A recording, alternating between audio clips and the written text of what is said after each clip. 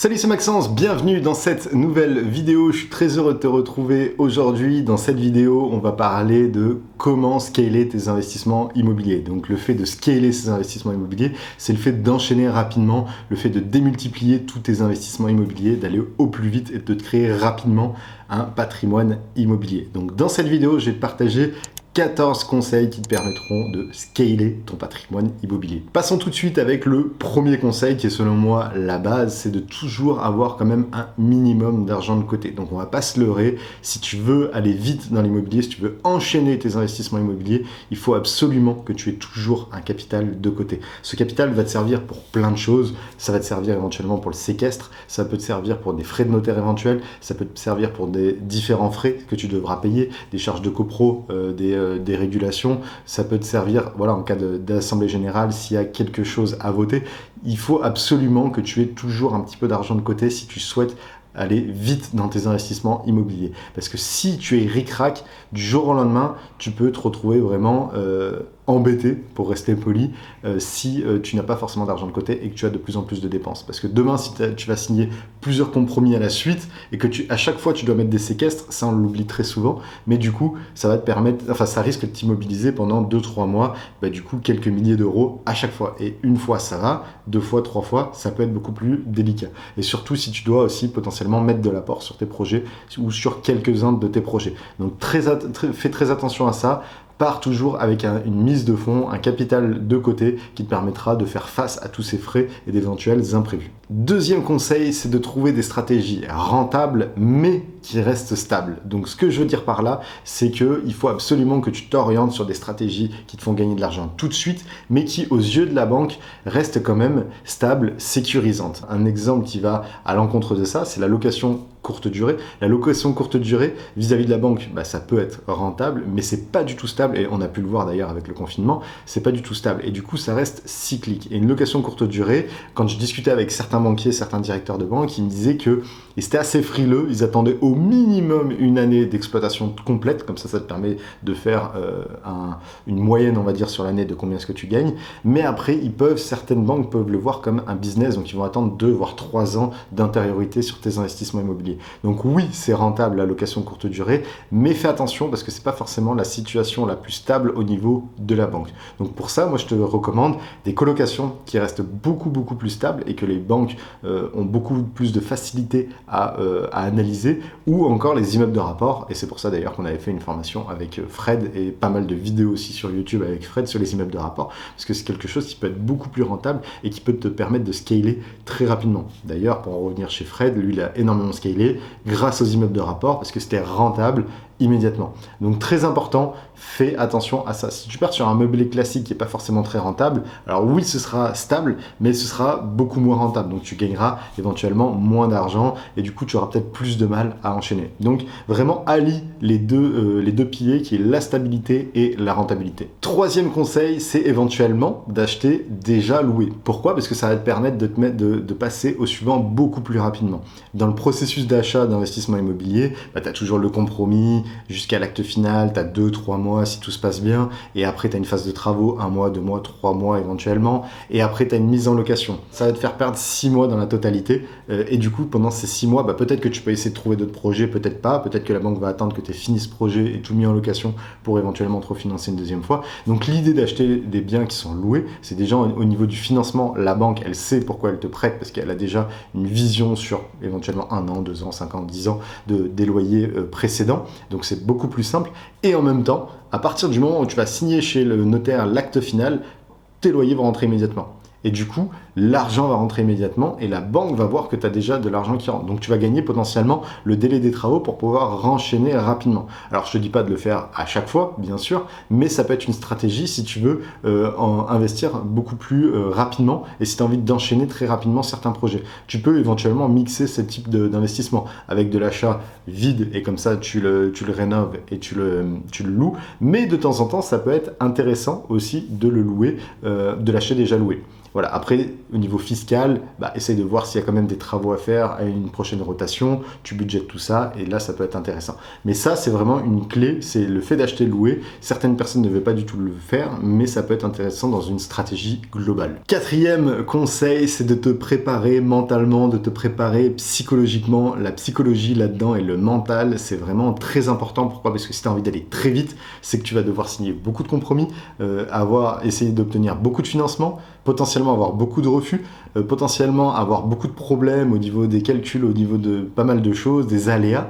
Et si t'es pas fort psychologiquement, si t'es pas préparé psychologiquement, ça risque d'être très compliqué. Après, tu peux péter un câble et tout arrêter. Donc, fais très attention à ça. Ça peut être éventuellement usant, fatigant. Donc, prépare-toi psychologiquement à vraiment être focus là-dedans et savoir exactement pourquoi est-ce que tu le fais. Donc, dans cette notion de préparation, tu as toujours cette notion aussi d'objectif. C'est quel est l'objectif ultime et est-ce que ça en vaut vraiment la peine que je fasse ça maintenant? Si c'est oui, ça te donnera de l'énergie vraiment pour aller beaucoup plus loin. Donc fais attention à ça, prépare-toi psychologiquement à enchaîner, mais aussi à avoir beaucoup plus de problèmes. Parce qu'un investissement immobilier, c'est jamais tout rose, mais 2, 3, 4, 5, 10 investissements dans l'année, c'est encore potentiellement 10 fois plus de problèmes. Donc psychologiquement, il faut quand même être bien ancré.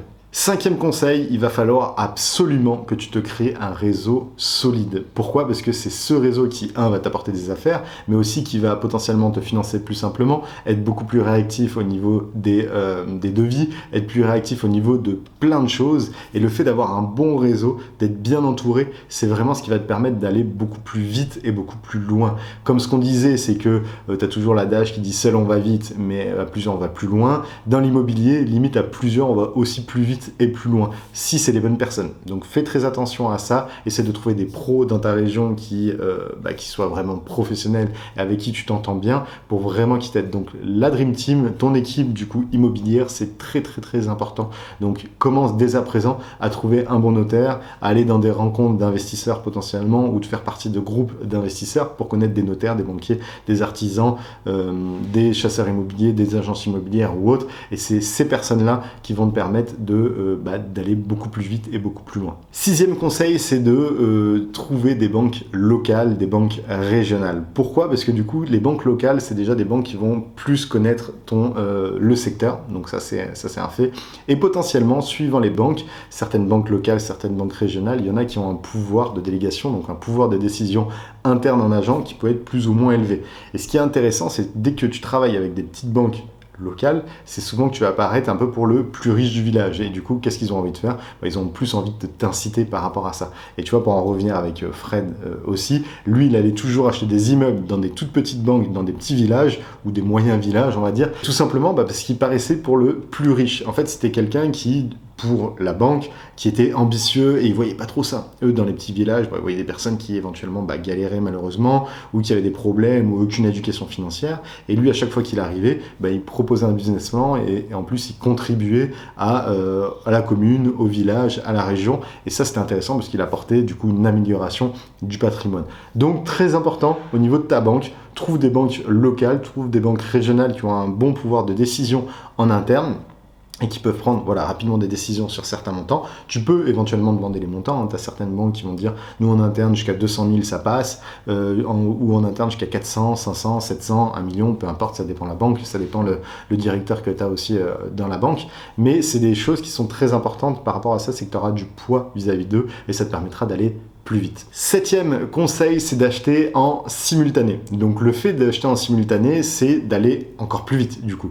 Acheter en simultané, ça ne veut pas forcément dire cacher les investissements d'une banque à l'autre en disant je vais faire 2 projets, un dans une banque, l'un dans l'autre. Parce qu'il faut savoir que ça, sur le papier, ça peut être hyper bien parce que elle va me financer, elle n'est pas au courant, elle va me financer, elle n'est pas au courant. Ce qu'il faut faire attention dans les clauses, c'est si tu as des problèmes ou si elles se rendent compte que tu as menti et que tu es en train de faire des achats en simultané, ainsi de suite, ça risque d'être compliqué. J'ai déjà eu le cas de figure pour une personne que je connais une connaissance qui a déjà eu des problèmes par rapport à ça et après ça peut faire vraiment très mal. Donc j'ai jamais conseillé de cacher aux banques que tu investis là mais sans dire que tu investis là et ainsi de suite parce que ça peut être compliqué, mais le fait d'acheter en simultané, simultanée. Des fois, tu as certaines banques qui disent, moi je m'en fous de l'encours que tu as dans cette banque, moi mon encours c'est au niveau de ma banque propre. Donc potentiellement tu peux investir dans cette banque-là et investir dans l'autre qui a la même façon de penser. Certaines banques dissocient vraiment les encours qu'il y a dans leur propre banque et dans les autres banques. Donc c'est pour ça que l'achat en simultané, ça peut être intéressant. Et l'avantage de l'achat en simultané aussi,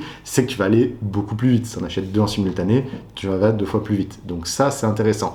Par contre, toujours faire attention au conseil numéro 1, l'argent, parce que du coup, qui dit achat en simultané dit éventuellement de séquestre, des frais de dossier bancaire, potentiellement de l'apport, voilà, différents frais, différents coûts qui peuvent arriver. Donc fais attention à ça si tu veux faire l'achat en simultané. 8e conseil, c'est de déléguer un maximum le travail. Toi, ton objectif, ça va être de lancer des projets. Ça va pas être de suivre les travaux, de casser la tête à trouver absolument la bonne pépite, ça tu peux déléguer à quelqu'un, ou trouver vraiment le bon financement, ça tu peux le déléguer à quelqu'un. L'idée, c'est vraiment de déléguer 100% ou 80% ou une très grosse partie, du moins si tu préfères, de ton investissement immobilier. Comme je te disais, toi, ton objectif principal, si tu as envie de scaler ton patrimoine immobilier, si tu as envie de scaler tes investissements immobiliers, ce sera vraiment d'enchaîner ces projets. Et pour enchaîner ces projets, il faut que tu en étudies un maximum, que tu te positionnes sur un maximum et que tu décèles un petit peu les petites pépites. Et pas forcément que tu ailles meubler ton appartement, ça tu le délègues à Chabert Agencement, on arrive, on livre tout, on t'installe tout. Ça, tu n'as aucune valeur ajoutée d'aller monter le meuble pendant une semaine, alors que tu peux le déléguer à une personne. Ça va te coûter peut-être plus cher que si c'est toi-même qui le faisais, mais dans l'absolu, ça te coûtera beaucoup moins cher, parce que si tu fais un projet qui est rentable, grâce au fait que tu avais plus de temps parce que tu as délégué ça, dans l'absolu, tu vas beaucoup plus t'enrichir en faisant plus de projets et en déléguant. Certes, tu vas payer un peu plus, mais tu vas déléguer et tu auras plus de temps. Mais vraiment, c'est très important de déléguer un maximum. Et maintenant, ce qui est trop bien dans notre ère, c'est que tu peux vraiment tout déléguer. Tu peux déléguer la recherche, tu peux déléguer le financement. Le notaire, il n'y a pas grand-chose à faire, donc il s'occupe de tout. Les travaux, tu peux déléguer. L'ameublement avec Chabert Agencement, tu peux déléguer. La gestion, tu peux déléguer. Et au final, tu as tout délégué. Et l'avantage de ça, c'est que ça t'a fait gagner un temps fou. Et du coup, tu as pu passer à autre chose et enchaîner tes investissements immobiliers. Très important, la délégation. 9e conseil, c'est d'user sa banque jusqu'au bout. Donc ça me fait penser à une des premières interviews que j'avais fait avec Joe de Savoie. D'ailleurs, Joe, si tu regardes cette vidéo, je te passe le bonjour. Joe, il m'avait dit un conseil à l'époque qui était génial, c'est qu'il avait acheté, je crois, c'était 16 appartements de manière rapprochée. Et je disais, mais ta banque, qu'est-ce qui se passe? Tu vois, à chaque fois, tu oses lui proposer un projet. Et lui, il m'avait dit la chose qui est vraie, il m'a dit, tant que la banque me dit non, me dit oui, je lui apporte des nouveaux projets. Et le jour où elle me dira non, du coup, je vais en voir une. Donc vraiment, cette notion d'user la banque jusqu'au bout, des fois, on le sous-estime, des fois, on se dit, et moi le premier, parce que j'ai été confronté à ça à un moment, je m'étais dit, mais non, mais la banque, elle va jamais me financer là. À l'époque, j'étais étudiant, j'avais 500 000 d'endettement, et je voulais lui reproposer un nouveau projet. Au final, il m'avait dit oui. Pourquoi? Parce que j'avais mangé le midi avec un pote, il m'a dit, mais tu lui as demandé à la banque, elle t'a dit non. Je dis non, mais je doute que c'est bizarre, tu vois, parce que j'ai une situation qui était un peu bizarre. Donc certes, ma femme était en CDI à cette époque-là, mais voilà, on n'était pas mariés, on était juste conjoint et conjointe et c'était tout. Et au final, je suis allé voir la banque, elle m'a dit oui. Donc vraiment, cette notion d'user la banque jusqu'au bout est ultra important, parce que des fois, tu sous-estimes un petit peu combien tu peux emprunter et la relation que tu peux éventuellement avoir avec ton banquier ou ta banquière, relation professionnelle, qui du coup peut t'emmener vraiment très loin. Et ça, c'est très important. Donc, va vraiment au bout des choses et jusqu'au jour où la banque va te dire non. Et tu verras que le jour où la banque va te dire non, c'est elle qui sera dégoûtée de ne pas te financer et qui va te dire, là, en gros, je suis désolé, je ne peux pas te financer, par contre, reviens l'année prochaine. Et ça, c'est très important, parce que du coup, tu dis, ok, pendant un an, surtout si tu as envie de continuer, tu vas aller voir d'autres banques, et ces autres banques potentiellement vont te financer, et un an après, du coup, tu retournes voir cette banque, et tu vas lui dire, voilà, tu m'avais dit d'attendre un an, regarde, ça tourne, maintenant on repart, tu vois. Donc, très important, vraiment, d'user la banque jusqu'au bout. 10e conseil, si tu as envie de scaler, il va falloir, bien sûr, que tu fasses des arbitrages. Donc, des arbitrages, c'est simplement, des fois, il va falloir que tu choisisses si tu dois revendre potentiellement des biens ou non. Peut-être qu'à l'époque, au début de ta stratégie de tes investissements, tu as acheté des biens qui n'étaient pas forcément rentables, ou des biens qui te pèsent un petit peu, ou sur lesquels tu peux récupérer de la trésor. Si toutes les banques commencent à dire, bon là monsieur, vous avez soit plus forcément beaucoup d'argent de côté, soit un trop gros endettement, l'idée de faire des arbitrages, des fois, ça peut être intéressant. Donc après, à toi de juger l'arbitrage que tu as envie de faire. Si tu veux vendre un bien où tu récupères beaucoup d'argent en plus-value, si tu veux t'enlever un bien qui n'était pas forcément très rentable, alors certes, tu ne gagnes pas forcément beaucoup d'argent, mais vu qu'il n'était pas très rentable, ça améliore la globalité de ton patrimoine. Ce sera à toi d'arbitrer vraiment cette situation, mais des fois, c'est essentiel différentiel de se dire ok, bah celui-ci je le vends, j'ai récupéré de l'argent, ou à l'inverse c'était un bien qui n'était pas rentable ou pas trop rentable par rapport aux autres, du coup je préfère le revendre et repartir sur autre chose. Et ça peut être vraiment intéressant. Donc oui, il y a cette notion de toujours plus d'aller vite dans ces investissements immobiliers, mais des fois il faut faire un pas en arrière pour pouvoir ressauter et aller encore plus loin. Donc vraiment l'arbitrage c'est important. 11e conseil, c'est de toujours garder le maximum et le plus longtemps possible la technique de la résidence principale sous le coude. Alors sur plusieurs choses, le premier c'est au niveau bancaire, donc au niveau bancaire le fait de dire ah bah finalement ce projet là ce sera ma résidence principale, parce qu'une résidence principale est toujours plus facilement finançable qu'un investissement locatif ou qu'un achat-revente ou n'importe quoi d'autre. Donc la résidence principale c'est toujours bien de le garder en carte. Moi c'est ce que j'avais fait à chaque fois, j'achetais, je louais, et à la fin où il commençait à dire bon là on n'a pas assez de recul, je dis bah maintenant j'ai envie de ma résidence principale, et là il m'avait refinancé exceptionnellement parce que j'avais toujours gardé cette stratégie là.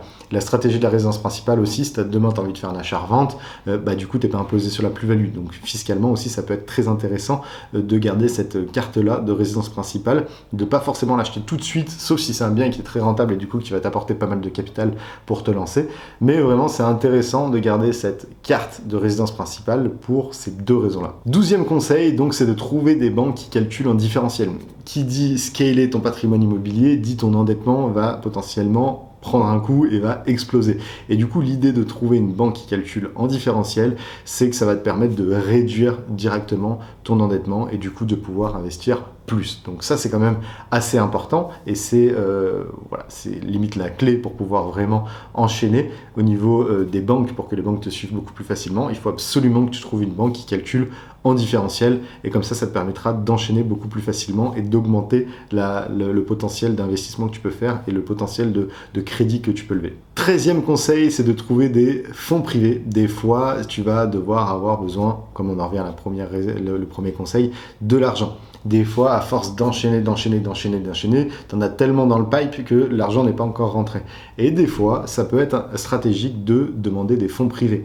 Alors, tu as tout ce qui est, comme on appelle ça, love money avec ta famille proche, par exemple. Bon, il faut avoir confiance à ce que tu vas faire, bien sûr, parce qu'il ne faut pas que tu les mettes dans l'embarras non plus. Mais ça peut être stratégique aussi de demander des fonds. Par exemple, voilà, j'ai besoin de 5 000, de 10 000, de 15 000 euros là pour faire ce type de projet. Ça peut être stratégique de demander des fonds privés à des personnes de ta famille, de ton entourage, de tes amis ou même des investisseurs que tu pourrais potentiellement connaître qui ont un peu de cash et qui veulent potentiellement te prêter de l'argent ou en échange bien sûr d'une commission, pourquoi pas. 14e et dernier conseil, c'est le fait de s'associer. Donc le fait de s'associer, ça peut être vraiment bien pour plusieurs sujets.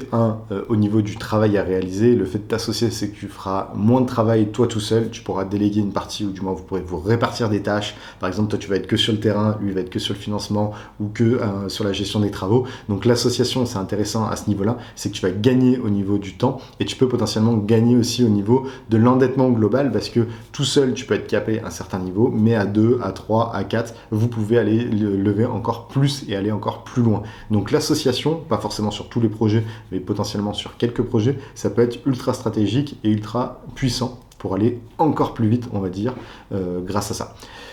Donc voilà, du coup, pour ce qui était de cette vidéo, en tout cas, j'espère qu'elle t'a plu, assez conséquente encore. N'hésite pas à me dire si tu as d'autres conseils à mettre, mets-les dans les commentaires d'ailleurs, si tu veux nous les partager. N'hésite pas à partager cette vidéo aussi à un maximum de personnes, à la liker, à t'abonner.